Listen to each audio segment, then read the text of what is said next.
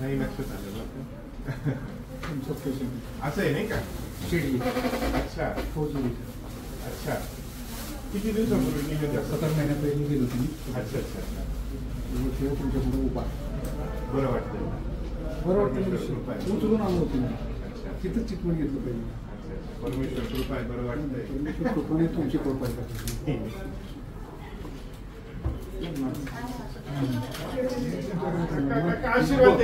भगवंत असे आहे मला माहित नाही.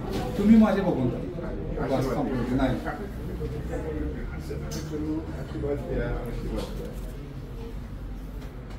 बरं वाटतंय. परमेश्वराचे पण आपण खूप आभारी आहोत.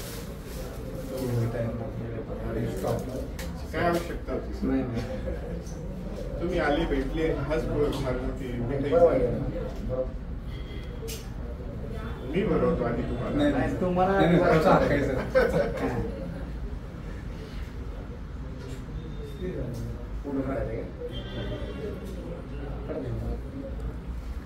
भैया काही तुम्ही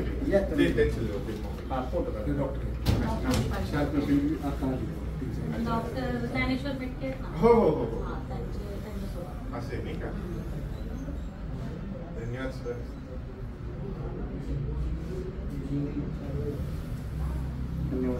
अरे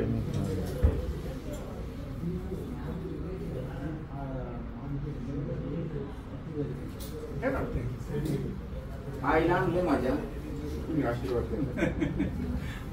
तुम्हीच माझे भगवंत. बाबा आपलं नाव काय?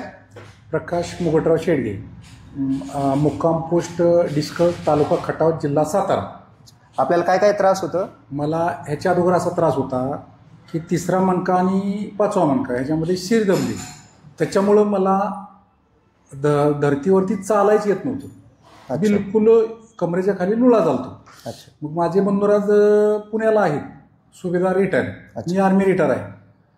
तिथं गेलो, तिथं बरेचसे अशा डॉक्टरांना मी दाखवलं. त्यांचं एकच मत आलं की तुम्ही तुरंत लगीच्या लगी ऑपरेशन करा तर तुम्ही योग्य राहाल, अन्यथा तुमचा विषय सुटून जाईल.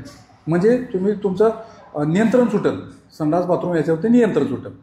मग तिथून माझा मुलगा इथं आर्मीमध्ये आहे अहमदनगरला. त्यांना इथनं तो पत्ता भेटला, ॲड्रेस भेटला. मग तिथून मी मला त्यांनी कॉल केला, पप्पा तुम्ही काही करू नका, तुम्ही इकडे या. मग तिथून ड्रायव्हर केला मी माझी स्वतःच्या गाडीनं. मी नगरला आलो, नगरवरून मुलाला घेऊन इथं आलो.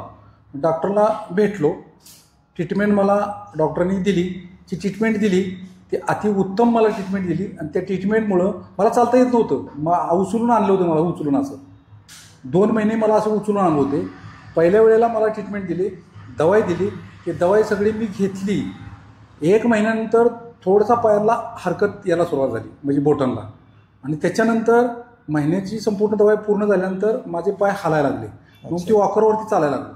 2ऱ्या महिन्यामध्ये मी ज्यावेळेला इथं आलो वॉकरवरती, त्यावेळेला दुसऱ्या महिन्यातली ट्रीटमेंट घेतली, दवाई घेतली. परत 1 महिनाभर मी ते दवाई खाल्ली, 2ऱ्या महिन्यातली. आणि मग ज्या वेळेला मी दवाई खाऊन परत 3ऱ्या महिन्यामध्ये गाडी चालवत आलो. म्हणजेच मी चालणं हा माझ्या जीवनातला विषय सुटून गेला होता.